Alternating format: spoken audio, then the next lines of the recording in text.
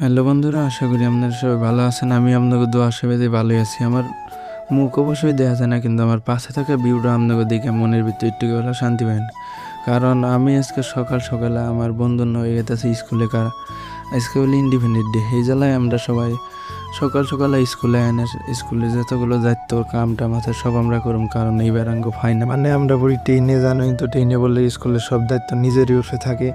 এই জেলায় আর কি অমন করতে করতে আমরা ভাঙ্গা রাস্তায় বললাম। এই রাস্তার বিষয়ে আর কি কম আমনে গো, তো দিয়ে গেছি এইরকম ভাঙ্গা রাস্তা যে আর কি কম আমনে গো।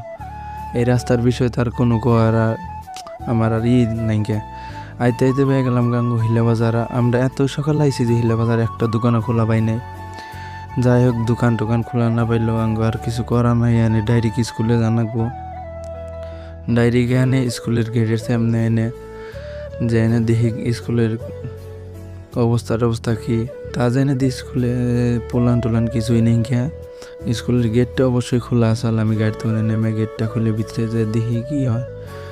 যা ভাবছিলাম তাই হইলো, মানে স্কুলে দেখি একটা পোলান অনেক গেটের ভিতরে আমরা দুজনই আর কি, শরীফ আর আমি আর আজকে যাকে নেবো। অল্প বাদেই সব পোলান টোলানে বললো যার যার মতন দায়িত্বটা পালন করতেছে, মানে বেলুন ফোলাইনে যত কি হাসিনা। তার বাদে আঙ্গ জাতীয় পতাকার উত্তোলন করার বাদে ব্লগ স্কোয়ার বা এনেই শেষ। নেক্সট ব্লগে